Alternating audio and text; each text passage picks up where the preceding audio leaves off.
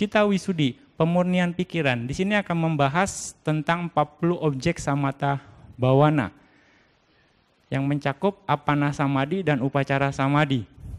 Konsentrasi tercerap jana dan konsentrasi akses. Nah, ini poin yang kedua, apakah jana bisa capai ya? Bagaimana jana bisa dicapai? Bante mungkin akan menjelaskan mungkin anapanasati saja di sini. Bagaimana dari anapanasati bisa mencapai jana, proses dari jana itu sendiri. Nah, tujuan dari meditasi adalah untuk mengetahui dan melihat kebenaran, untuk menembus dan merealisasi kebenaran sebagaimana adanya. Itu tujuan dari meditasi, bukan yang lain. Jadi tujuan meditasi bukan untuk mengharapkan ketenangan, untuk mengharapkan kedamaian, bukan untuk mengharapkan kebahagiaan. Anda akan kecewa kalau mengharapkan ini. Kalaupun Anda mengharap ini, Anda dapat itu yang Anda inginkan, Anda akan stuck di sana. Anda akan berdiam di sana, tidak akan ada kemajuan. Meditasi yang Buddha ajarkan tujuannya adalah untuk mengetahui dan melihat kebenaran, menembus dan merealisasi kebenaran sebagaimana adanya. Ya, bagaimana caranya? Memperkuat konsentrasi, dengan memperkuat konsentrasi. Ya. Samading bhikkhave bhavita yata bhutang pajanati. Para biku, perkuatlah konsentrasi. Dengan konsentrasi seorang biku mengerti, memahami sesuai dengan kenyataannya sebagaimana adanya. Dengan konsentrasi seorang biku mengerti, memahami sesuai dengan kenyataannya sebagaimana adanya. Bagaimana bisa? Dengan konsentrasi bisa melihat sesuai sebagaimana adanya, yata bhutang, jnana dasanang. Karena pikiran yang terkonsentrasi dengan baik akan menghasilkan cahaya yang sangat terang dan bertenaga. Ya, seperti yang diilustrasikan tadi. Pikiran yang terkonsentrasi akan menghasilkan cahaya. Dan cahaya itu akan sangat terang dan bertenaga, lebih terang dari cahaya matahari. Lebih terang dari cahaya matahari. Nah, dengan bantuan dari cahaya yang terang dan bertenaga tersebut, maka Anda akan dapat mengerti sesuai dengan kenyataannya sebagaimana adanya. Dengan bantuan cahaya tersebut, Anda akan melihat semua fenomena dhamma dengan sangat jelas. Begitu Anda bisa melihat itu dengan jelas, kebijaksanaan Anda akan semakin matang karena Anda bisa melihat sebagaimana adanya. Wisdom Anda mature, matang. Gitu. Jadi dengan bantuan cahaya, seperti Anda masuk ke tempat ruangan yang gelap. Ya, Anda bawa senter, Anda nyalain senter itu, Anda akan bisa melihat semua isi dari ruangan itu. Atau Anda nyalakan lampu, gitu kan? Anda tekan saklarnya, maka lampunya nyala, Anda akan bisa melihat dalam ruangan itu ada apa. Ya, dan ini sudah banyak yang membuktikan bahwa dengan konsentrasi akan menghasilkan cahaya, yang dibilang nimitta. Sudah banyak yang membuktikan ini, gitu. Pembuktiannya sudah banyak. Bagaimana memperkuat konsentrasi? Memperkuat konsentrasi artinya melatih pikiran Anda. Melatih pikiran yang tidak terlatih menjadi terlatih. Itu melatih pikiran. Dari pikiran yang tidak terlatih menjadi terlatih. Terlatih bagaimana? Terlatih memegang satu objek. Objek meditasi. Karena pikiran yang tidak terlatih terbiasa memegang atau mengetahui banyak objek. Ya. Di sini meditasi adalah untuk konsentrasi harus pegang satu objek. Pikiran orang pada umumnya tidak terlatih untuk memegang satu objek. Terbiasa memegang banyak objek berganti-ganti. Buddha mengatakan tidak ada hal lain yang lebih berbahaya selain pikiran yang tidak terlatih. Saya tidak melihat hal apapun yang lebih baik bermanfaat selain pikiran yang terlatih. Buddha mengatakan seperti itu. Jadi pikiran yang terlatih adalah pikiran yang memegang satu objek. Itu dikatakan konsentrasi, cita ekagata, keterpusatan pikiran. Keterpusatan pikiran. Jadi yang dibilang konsentrasi adalah menempatkan, memusatkan pikiran pada satu objek. Itu konsentrasi. Ya, cita ekagata, keterpusatan pikiran, one pointedness mind. Keterpusatan pikiran. Nah, konsentrasi juga dikatakan keadaan mental menyatu dengan kuat pada objek. Menyatu dengan kuat pada objek. Itu yang dibilang konsentrasi. Nah, dalam Samadhi Sutta, Samyutta Nikaya di sini dikatakan perkuat konsentrasi. Jika terkonsentrasi bisa memahami sesuai dengan kenyataannya. Apa yang dipahami? Dukkha saca, samudaya saca, nirodha saca, dan magga saca. Gitu. Untuk bisa melihat setiap jenis materi rupa kalapa, materi terhakiki atau paramata rupa. Jadi memerlukan konsentrasi yang kuat dan bertenaga. Konsentrasi yang kuat dan bertenaga itu adalah konsentrasi jana, apana samadhi. Dari anapanasati sampai dengan jana keempat. 10 kasina sampai dengan jana ke-8. Atau konsentrasi akses, itu pun termasuk konsentrasinya kuat. Yaitu upacara samadhi atau upacara samadhi dengan meditasi 4 unsur. Nah, 10 kasina, nih. Dan ini juga anapanasati. Ini bisa mencapai jana keempat, upacara samadhi 4 unsur mencapai upacara samadhi saja. Ini pun konsentrasi. Jadi upacara samadhi dan apana samadhi itu dikategorikan sebagai sama samadhi kalau dalam Jalan Mulia Berwas 8. Sama samadhi kategorinya. Ya. Jadi ada yang berpikir, ada yang menyatakan bahwa nggak perlu latihan jana. Gitu. Karena jana itu bukan ajarannya Buddha. Hanya vipassana yang ajarannya Buddha. Nah, tapi Buddha memasukkan jana itu sendiri sampai jana keempat, itu sebagai sama samadhi, Jalan Mulia Berwas 8. Itu termasuk dhamma. Kalau mereka menolak jana, artinya dia tidak mengakui sama samadhi. Nah, ini jadi masalah. Jadi 7, bukannya 8. Ya, artinya dia menolak terhadap Buddha itu sendiri. Ya. Ini jadi masalah, nggak komplit. Nah, Buddha mengatakan ini. Anapanasati sampai jana keempat dan 4 unsur sampai upacara samadhi. Upacara samadhi dan apana samadhi itu adalah sama samadhi. Oke. Anapanasati artinya ana, nafas masuk, apana, nafas keluar. Sati, pengertian sati di sini memegang dengan mantap. Jadi memegang dengan mantap napas masuk dan napas keluar karena anapanasati.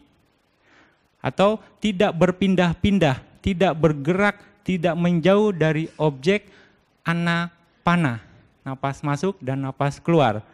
Tidak bingung, tidak lupa terhadap objek anapana, napas masuk dan napas keluar.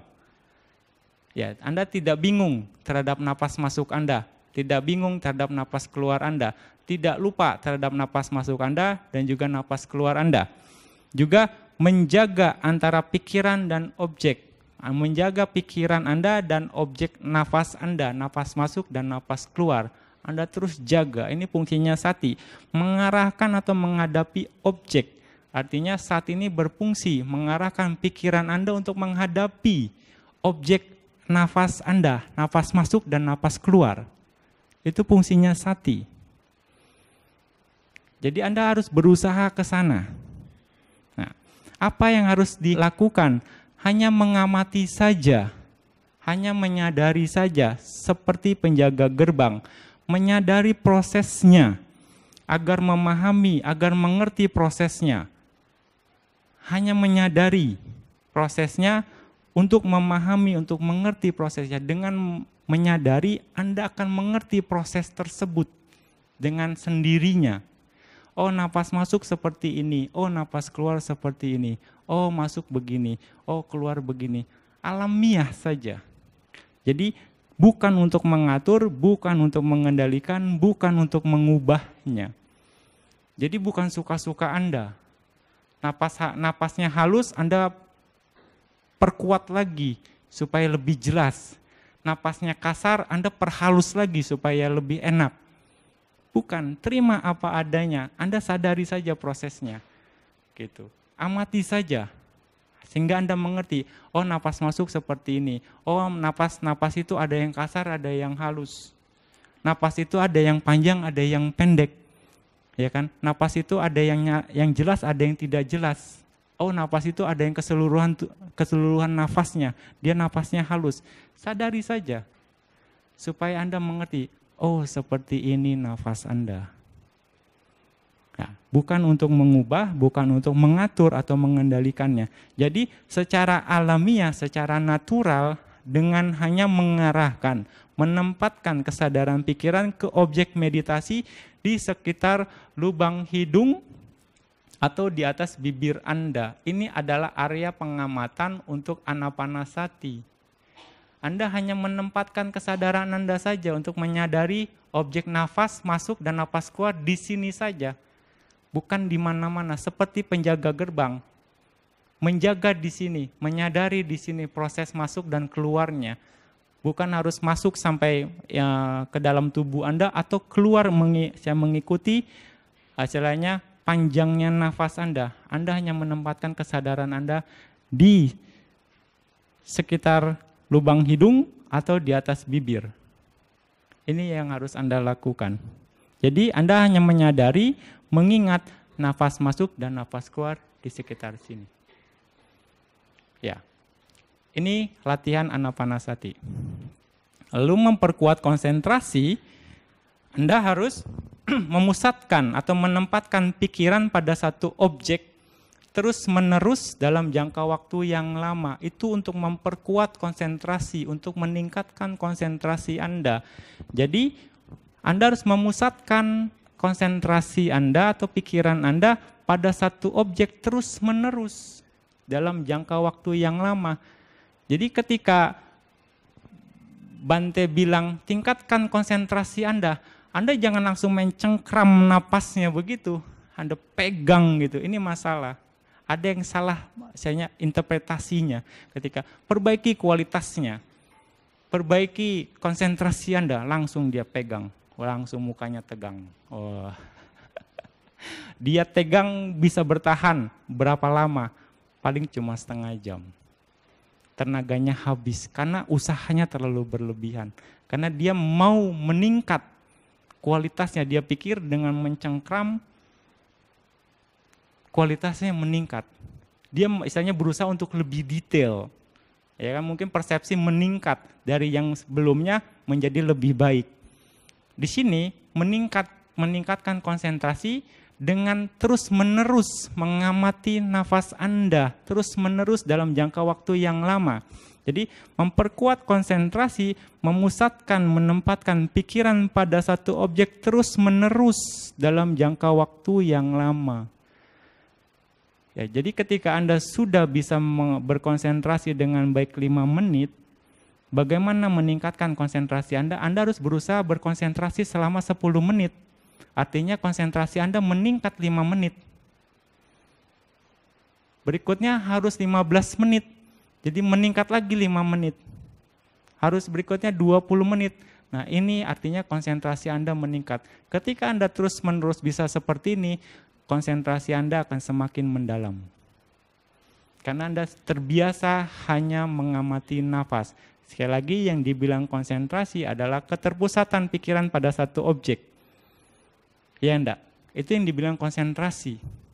Hanya mengamati satu objek, yaitu objeknya nafas masuk dan nafas keluar. Nafas masuk dan nafas keluar. Pengertian ini harus Anda bisa pahami. Bukan artinya Anda mengetahui nafas dengan detail. Anda hanya menyadari nafas saja sudah cukup. Perkuat konsentrasi Anda. dengan mengamati nafas terus-menerus, continuously for the longer time. Terus-menerus dalam jangka waktu yang lama. Ya, itu cara untuk memperkuat konsentrasi Anda. Nah, dalam Anapanasati Sutta dikatakan, Ida bikawe biku aranya gatowa rukamula gatowa sunyagara gatowa nisidati palangka abujitwa ujung kayang panidaya parimukang sating upatapetwa. Demikian para biku, seorang biku pergi ke hutan atau pergi ke bawah pohon atau pergi ke tempat sepi, duduk bersila, tubuh tegak, memperkuat, membentuk perhatian penuh di hadapannya. Jadi Anda harus membentuk perhatian penuh di hadapannya. Di sini dibilang nasaputa, di ujung hidung, nasaputa, dan utarota, di atas bibir. Jadi membentuk perhatian penuh di hadapan. Jadi disinilah di muka duara, nasaputa dan utarota, di ujung hidung dan di atas bibir. Jadi untuk anapanasati yang benar menurut teks adalah di sini. Gitu. Bukan di yang lain. Kalau Anda belajar anapanasati, pernapasan, meditasi pernapasan, Buddha menyatakan perhatiannya adalah di sini, bukan di tempat yang lain. Nasaputa utarota gitu. Palangka abujitwa ujung kayang panidaya parimukang. Sating upatapetwa. Kalau yang bisa baca Pali, Anda akan bisa paham. Ujung kayang panidaya parimukang. Parimukang di sini. Sating perhatian Anda upatapetwa, bangun. Membentuk perhatian penuh di hadapan Anda, parimukang. Jadi nasaputa dan utarota di ujung hidung dan di atas bibir. Ya. Ini untuk anapanasati. So satoa asasati, satoa pasasati. Dia setiap saat penuh perhatian pada nafas masuk, setiap saat penuh perhatian pada nafas keluar. Nah, di sini Anda harus bisa paham bahwa memperhatikan nafas yang masuk atau keluar di ujung hidung, di atas bibir. Jadi, pada saat nafas masuk, Anda tahu sedang bernapas masuk. Pada saat nafas keluar, Anda tahu sedang bernapas keluar. Ini yang seperti tadi Bandi katakan, hanya mengetahui, menyadari napas masuk. Ketika napas masuk, Anda sadar napas Anda masuk. Ketika napas keluar, Anda sadar napas Anda keluar. Hanya itu saja. Simple kan? Sangat gampang.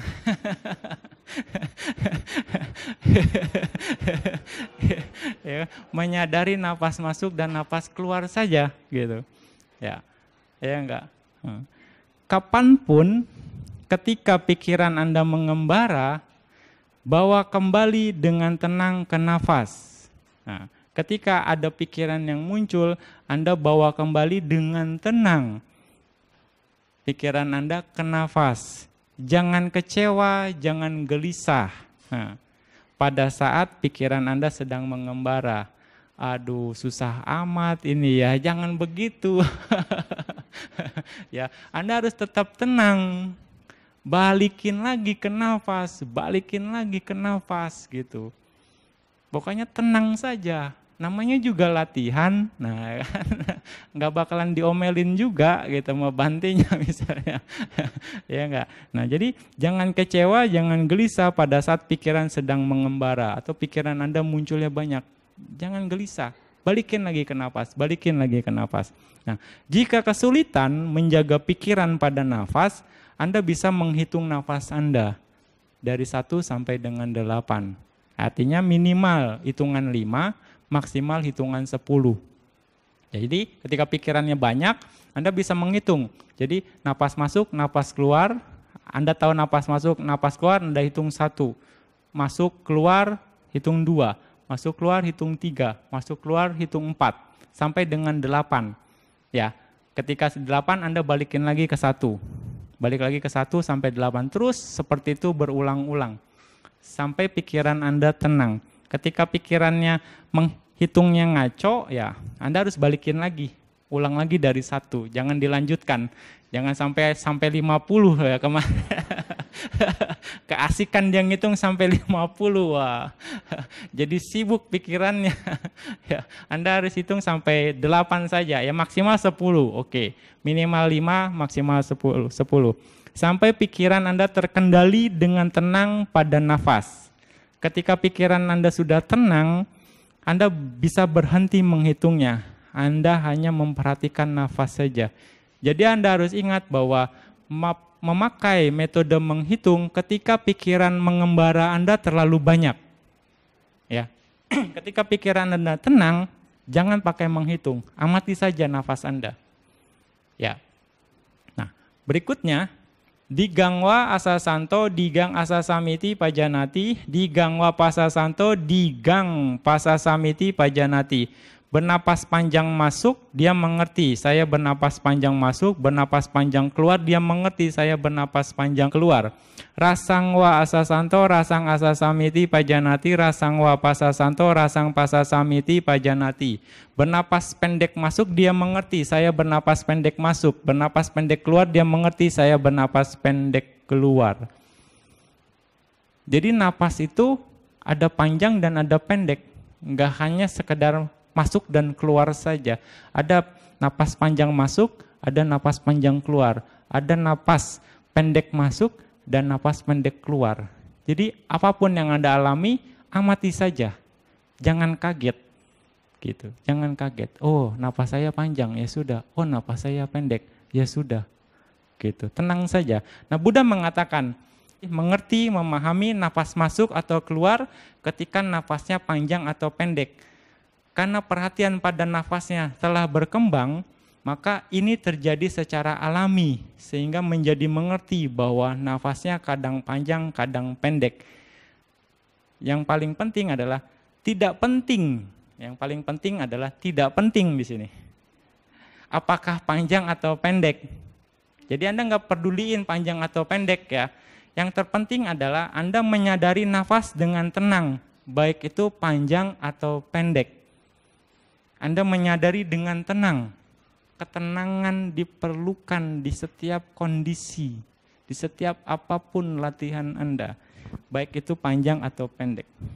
Jangan banyak analisa, jangan berpikir, itu bikin pikiran Anda nggak tenang. Sadari saja dengan tenang. Sabakaya patisangwedi asasi samiti sikati, sabakaya patisangwedi pasasi samiti sikati. Merasakan keseluruhan tubuh nafas, saya harus bernafas masuk, demikianlah dia melatihnya. Merasakan keseluruhan tubuh nafas, saya harus bernafas keluar, demikianlah dia melatihnya. Buddha mengatakan bahwa merasakan keseluruhan tubuh pada saat nafas masuk atau keluar, artinya keseluruhan tubuh nafas. Jadi di sini bukan keseluruhan tubuh badan Anda, sabakaya. Ada yang menerjemahkan ketika tahapan ini, dia memperhatikan sensasi di tubuhnya semua. Gitu. Yang benar, sabakaya di sini ada keseluruhan tubuh nafas Anda. Ya, keseluruhan tubuh nafas. Jadi, pemahaman pengertian ini akan muncul secara alami karena perhatian pada nafas semakin berkembang, maka menjadi alamiah menyadari nafas dari awal, tengah, dan akhir. Inilah keseluruhan tubuh nafas. Anda menyadari nafas dari awal, pertengahan, sampai akhir. Awal, pertengahan, akhir. Misalnya ini nafas masuk. Nafas masuk awal, pertengahan, akhir. Nafas keluar awal, pertengahan, akhir. Inilah yang dibilang sabakaya. Keseluruhan tubuh nafas Anda. Gitu. Awal, pertengahan, akhir. Awal, pertengahan, akhir. Ada bisa juga awal 1/4, 2/4, 3/4, 4/4. Ya, itu keseluruhan tubuh nafas. Ini lebih detail pemahamannya, sabakaya. Di sini yang dikatakan seperti itu. Awal, tengah, akhir, setiap napas masuk atau napas keluar yang melewati ujung hidung atau atas bibir. Ya, ujung hidung atau atas bibir. Jadi tidak penting napas panjang atau napas pendek. Yang penting setiap saat mengetahui keseluruhan tubuh, nafas setiap napas masuk atau napas keluar, yaitu mengetahui keseluruhan tubuh nafas dari awal, tengah, sampai dengan akhir. Pasambayang kaya sangkarang asasi samiti sikati, pasambayang kaya sangkarang pasasi samiti sikati. Menenangkan formasi tubuh, saya harus bernafas masuk, demikian dia melatihnya. Menenangkan formasi tubuh, saya harus bernafas keluar, demikian dia melatihnya. Jadi Buddha mengatakan bahwa bernafas masuk atau keluar, dia menenangkan formasi tubuh, artinya nafas yang masuk dan keluar melalui hidung. Menenangkan nafas muncul secara alamiah karena perhatian pada nafasnya telah berkembang, nafasnya menjadi lebih dan lebih halus, lebih dan lebih tenang. Jadi ini nafas halus secara keseluruhan. Nafas halus secara keseluruhan. Yang harus dilakukan adalah berusaha untuk setiap saat penuh perhatian untuk memperjelas nafas halus tersebut. Ya, banyak meditator yang mengalami kesulitan ketika nafasnya halus. Justru dia mau memperjelas nafasnya, jadi kasar lagi. Ya enggak? Yang harus dilakukan harusnya adalah berusaha setiap saat dengan penuh perhatian untuk memperjelas napas halusnya, bukan napasnya yang diperjelas ya, tapi memperjelas napas halus. Kata-katanya kan beda kan? Memperjelas napas, artinya napasnya dijelasin gitu, diperjelas. Tapi ini memperjelas napas halusnya. Jadi Anda harus penuh perhatian untuk berusaha memperjelas napas halus sampai Anda mengerti, oh napas halus ini seperti ini. Nah itu dibilang memperjelas dan itu perlu perhatian yang kuat, perlu ketenangan sampai Anda bisa jelas napas halusnya seperti itu. Bukan untuk memperjelas nafasnya. Artinya kalau Anda memperjelas nafasnya bisa aja Anda seperti ini. Nah, ya kan? Jadi nafasnya kasar. Ketika Anda seperti itu, konsentrasi Anda rusak lagi. Konsentrasi Anda bubar, ketenangan Anda bubar. Anda mulai dari awal lagi, karena pikiran Anda bergejolak saat itu. Banyak yang udah napasnya halus, dia coba, oh napas kemana nih, susah banget napas halus. Dia bisa lihat, oh masih ada nafasnya. Dia takut nggak bernapas. Ya kan dia, padahal napasnya halus. Sebenarnya ketika meditator mengalami nafas halus tersebut, dia harusnya lebih tenang lagi kondisi batinnya, pikirannya lebih tenang lagi. Dia atur lagi pikirannya. Terus sadari saja nafas di mana terakhir kali dia melihat nafas. Posisinya di sana, tunggu saja. Tunggu saja, nanti dia akan melihat gerakan yang sangat kecil, yang sangat halus. Nah, lalu harmonis dengan kondisi itu, ikuti saja. Sabarin saja. Jangan lakukan apapun. Tunggu nanti semakin jelas nafas halusnya. Nah, jadi dengan perlu sabar, perlu tenang, ya. Di sini yang harus Anda perhatikan. Jadi ketika napas halus, kesabaran Anda diperlukan. Nah, jika mampu dengan cara seperti itu untuk menyadari nafas halus dalam jangka waktu yang lama, 2-3 jam, lalu konsentrasi akan menjadi lebih dalam dari sebelumnya. Nah, ini 2-3 jam nih ya. Jadi cuma 30 menit 1 jam sih ya, belum cukup ini, 2-3 jam harusnya standarnya ya. Jadi jangan harap banyak deh kalau udah melatihan 1 jam ya, jalan aja gitu. Apalagi cuma 30 menit, pokoknya udah kerjain aja, jangan ngarapin hasil gitu kan. Nah akhirnya merasakan atau mengalami munculnya nimitta atau tanda konsentrasi. Nah, tanda konsentrasi nimitta, mulai mungkin cahaya Anda muncul atau yang lain seperti itu. Ini mulai tanda-tanda konsentrasi muncul. Nah, nimitta itu dalam setiap meditator akan berbeda-beda, ya. Nimitta ada 3 tahapan. Ya, ada parikama nimitta, ada ugahan nimitta, dan patibaga nimitta. Ada 3 jenis. Nah, setiap meditator akan berbeda. Nimittanya akan berbeda karena itu perbedaan persepsi masing-masing. Ada yang melihat seperti kabut, ada yang melihat seperti asap, kapas, atau hanya sebatas cahaya saja. Ada juga yang melihat seperti benang, ada yang melihat seperti asap knalpot, gitu. Iya. Ada juga yang melihat seperti kayu, ada yang melihat seperti batu permata, rubi, warna merah, jamrud, warna hijau, atau meteor, atau bulan, atau matahari, terus dia bergerak. Itu bentuk-bentuk nimitta, gitu. Jadi itu wajar.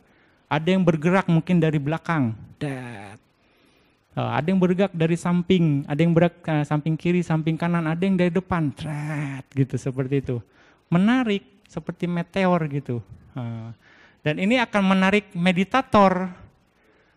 Sangat menarik ini, karena itu bercahaya, nafas nggak ada warnanya, bosan gitu. Begitu dia muncul, wah mulai dia sibuk ngeliatin itu. Karena beda bentuknya, menarik. Ini masalah buat meditator, tapi oke, awalannya seperti itu. Memang. Nah, begitu dia perhatiin cahaya tersebut, bentuk-bentuk nimitta, nggak lama nimittanya kabur. Ya. Kenapa? Karena dia nggak konsentrasi di nafasnya. Ya kan? Nimitta itu muncul karena sebabnya dia berkonsentrasi dengan baik di nafas. Tapi begitu Anda mengamati nimitta tersebut, sebabnya kan nggak ada. Hilang kekuatannya, akhirnya dia lenyap sedikit demi sedikit.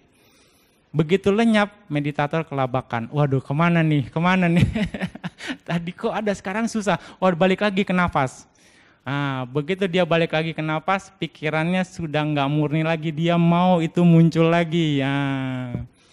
Akhirnya dia usaha lagi, nggak balance, semakin kencang, semakin keras, wah makin capek, nggak ada tenaganya, udah bosen dah, udah nggak ada kemajuan, dia nyerah.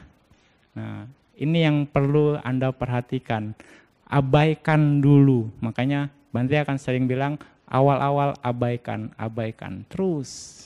Secara alami terus aja mengamati nafas Anda dengan baik. Abaikan. Sampai dia jadi stabil. Ketika Anda ketika Anda mengamati nafas Anda dengan baik, ya lama-lama nimitta itu akan bergerak mendekat. Nah, jadi Bante sering katakan juga, guru Bante juga sering katakan juga, Anda harus setia sama pasangan Anda. Artinya Anda harus mengamati nafas saja, jangan selingkuh ngeliatin tuh nimitta, belum waktunya. Kalau Anda selingkuh, bubar semuanya. Nimitta hilang, nafas Anda juga rusak lagi konsentrasinya, gitu. Ya, jadi ketika Anda terus mengamati nafas, nimittanya akan bergerak mendekat kepada Anda, mendekat dan dia cahayanya akan semakin terang, terus semakin terang. Mendekat, biarkan saja terus. Anda tetap di nafas Anda sampai dia menyatu dengan nafas Anda. Nah, ini makanya kualitas konsentrasi diperlukan untuk memperkuat kekuatan dari cahaya tersebut atau nimitta apapun yang muncul. Jadi Anda berusaha untuk memperkuat konsentrasi Anda, kualitasnya. Kualitas konsentrasi ditingkatkan dengan mengamati nafas terus-menerus. Terus-menerus Anda tahu nafas masuk, keluar, nafas panjang atau nafas pendek, masuk, keluar, terus tahu, mengetahui terus, jangan terpengaruh. Ya, jangan terpengaruh, terus Anda pertahankan kondisi itu. Apapun yang terjadi, terus berusaha untuk mengamati hanya nafas saja. Dan Anda akan melihat, membuktikan bahwa cahayanya akan semakin terang, sampai akhirnya cahaya itu, nimitta itu menyatu dengan nafas Anda. Dengan sendirinya, secara alami. Jangan disuruh, datang. Jangan disuruh mendekat, jangan. Nggak bisa. Gitu. Biarkan dia secara alami nempel. Dengan memakai nafas Anda. Sampai dia nempel, nah Anda harus jaga kestabilannya.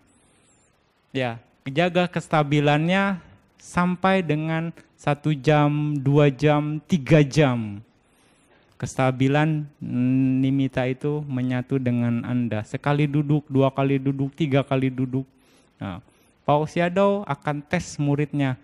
Lakukan selama 1 minggu waktu beberapa tahun yang lalu. 1 minggu untuk mempertahankan cahaya itu. 1 minggu 3 jam sekali duduk, coba. Wah, perjuangannya berat itu. Sekarang duduk 1,5 jam aja, aduh Bante. Iya. Nah, jadi dengan begitu kualitasnya mantap kan. 3 jam dia bisa bertahan. 3 jam berarti stabil. 3 jam nggak ada perubahan, berarti stabil, sudah mantap. Nah, setelah 3 jam atau konsentrasinya stabil, baru meditator mengganti objek meditasinya ke nimitta tersebut. Sudah menjadi Patibagga nimitta. Nah, Patibagga nimitta inilah objek konsentrasi jhana. Jadi dengan nafas tidak mungkin seseorang bisa mencapai jhana. Gitu. Jadi objek Patibagga, Anapana Patibagga nimitta inilah objek jhana. Ketika Anda mengamati Patibagga nimitta ini dengan baik, Anda akan bisa mencapai jhana. Gitu. Itulah proses untuk mencapai jhana. Yang kedua baru dijawab sekarang. Ya, dengan Anapana Patibagga nimitta, bagaimana proses mencapai jhana? Susah, gampang? Susah, Bante. Aduh. Ya enggak. Inilah prosesnya, inilah penjelasannya. Sistematis kan? Bisa enggak menurut Anda? Masih mungkin enggak? Masih mungkin kan? Ya enggak? Dari beberapa ini sudah banyak yang membuktikan. Walaupun pada tahapan-tahapan tertentu. Ya kan? Sangat mungkin. Jadi jhana masih mungkin enggak dicapai sekarang? Mungkin sekali, sangat mungkin. Ya enggak? Itu jawabannya. Ya enggak? Nah, berikutnya, Anda sudah mencapai, ya mengamati Patibagga nimitta sampai Anda bisa tercerap. Tercerap ini adalah konsentrasi apana samadhi, konsentrasi tercerap. Anda bisa mencapai jhana pertama, jhana kedua, jhana ketiga, jhana keempat. Anapanasati sampai dengan jhana keempat. Anapanasati sampai dengan jhana keempat. Ya. Lalu Anda ngecek faktor-faktor jhana, witaka, wicara, piti, sukha, ekagata. Anda mengecek bawangga, pintu pikiran. Jadi pikiran menurut Buddha, pintunya ada di landasan jantung Anda, bukan di otak. Di otak ini nggak ada pikiran, tapi pikiran keluar dari jantung. Hadaya watu. Nah, untuk mengecek faktor-faktor jhana, Anda harus mengecek di jantung Anda. Nah, ini pintu pikiran. Nah, ketika Anda mahir mengecek faktor-faktor jhana, ini akan memudahkan Anda untuk mengamati batin Anda. Witaka, wicara, piti, sukha, ekagata itu adalah cetasika. Ya kan? Cetasika. Nah, kalau kita mengecek batin ada cita dan cetasika kan. Misal Anda berbuat baik 34 cita dan cetasika. Ini 5 Anda sudah mengetahuinya. Anda sudah mahir mengecek witaka, wicara, piti, sukha, ekagata di pintu batin Anda. Tinggal tambahin aja 29 lagi dengan cara yang sama. Hanya karakteristiknya yang berbeda. Jadi mungkin nggak mengecek batin Anda? Mungkin kan Anda sudah bisa mahir mengecek jhana, faktor-faktor jhana. Makanya latihan apana samadhi ini sangat diperlukan untuk Anda semakin mahir mengecek batin Anda. Anda tahu pintu batin Anda di sana. Artinya di sini setiap jhana akan dilatih untuk mengecek faktor-faktor jhana. Masuk jana pertama, Anda harus cek faktor jananya, 5 faktor jana. Masuk jana kedua, Anda harus cek lagi 3 faktor jana. Masuk jana ketiga, ngecek lagi 2 faktor jana. Masuk jana keempat, ngecek lagi 2 faktor jana. UPK dan Ekagata. Nah, setiap latihan ini Anda akan diharuskan untuk mengecek faktor-faktor jana di pintu batin Anda. Artinya Anda akan semakin terbiasa kan? Jadi bisa karena terbiasa Anda jadi mahir untuk mengecek faktor-faktor jana. Artinya mengecek batin Anda sendiri walaupun hanya Witaka, Wicara, Piti, Sukha, dan Ekagata. Inilah modal yang sangat berharga. Latihan ini akan menunjang latihan Anda yang berikutnya ke atasnya nanti. Nah, seperti ini. Kayaknya latihan satu dengan yang lain akan sangat berguna. Ya, makanya perlu untuk latih ini semua. Ini di satu kondisi, ini dari satu sudut pandang Bante. Ya, belum yang lainnya gitu. Begitu Anda berwipasana, ini pun diperlukan objek-objek ini untuk berwipasana. Dari objek samatha, ini kan menghasilkan kusala, mahagata cita. Ini adalah jana dhamma, itu adalah objek wipasana. Variasinya banyak sekali, gitu loh. 10 kasina. Artinya begini, Anda nggak berhasil mencapai kesucian ketika merenungkan anapanajana. Ya Anda bisa pindah, mungkin dengan kasina putih. Anda nggak berhasil mencapai kesucian, Anda di sini kasina putih, Anda pindah kasina air, kasina api, kasina angin, hitam, terus seperti itu.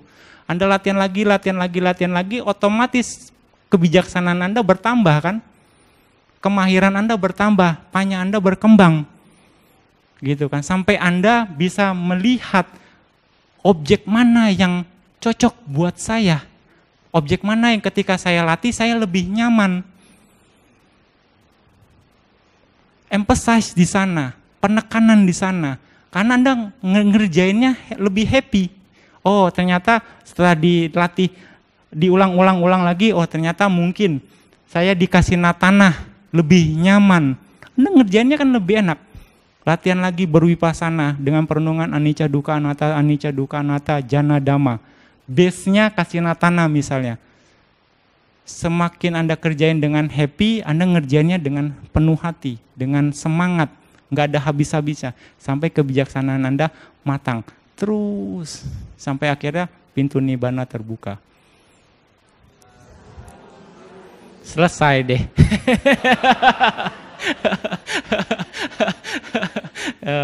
Seperti itu, makanya untuk mengetahui latihan ini penting sekali fondasi ini.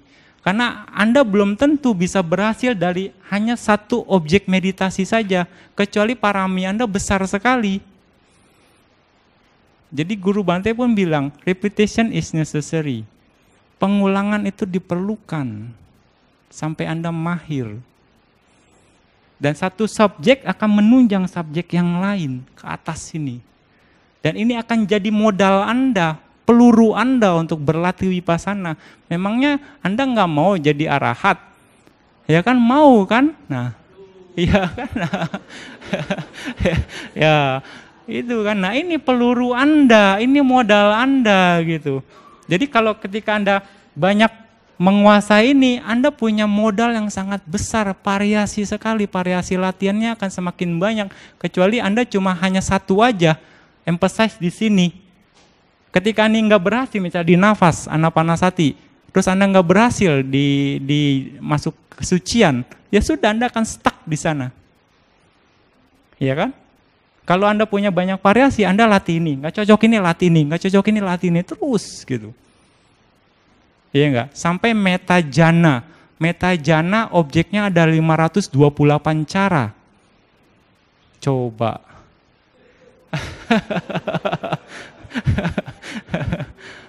Tuh kan? Oh.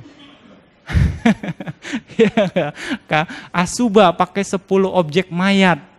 Marananusati juga pakai 10 objek mayat. Nah, di sini ya, seperti itu, apana samadhi. Banyak sekali di sini. Belum istilahnya nih sampai jana keempat. Ya Bante akan jelaskan secara general aja lah ya supaya ini. Sampai jana keempat. Nah Anda juga punya variasi sampai jana kelima, jana keenam, jana ketujuh, jana kedelapan. Nah kita melatih jana bukan untuk supaya meditator lahir sebagai Brahma, bukan. Tapi sebagai landasan untuk berlatih Vipassana.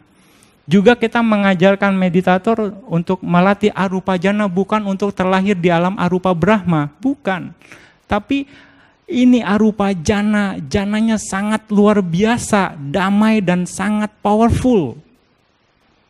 Kekuatannya, kekuatan pikirannya, ada meditator yang cocok. Karena mungkin masa lampaunya dia sudah latih ini. Gitu. Akhirnya ketika dia latih di sini, yang tadi Bante bilang, ketika dia ada objek meditasi yang dia sukai untuk berlatih Vipassana, mungkin ini membantu dia untuk menembus kesucian dengan cepat. Iya enggak? Dia akan merasakan perbedaan jana 1, 2, 3, 4, 5, 6, 7, 8. Kualitasnya bagaimana? Cocoknya yang mana? Dia pakai sebagai pondasi untuk bervipassana. Nah, jana dipakai untuk landasan Vipassana. Jadi bukan hanya jana saja. Inilah yang Buddha ajarkan. Inilah yang ajaran Buddha yang ada di teks. Dan ini masih bisa dijelaskan. Tinggal Anda yang membuktikan.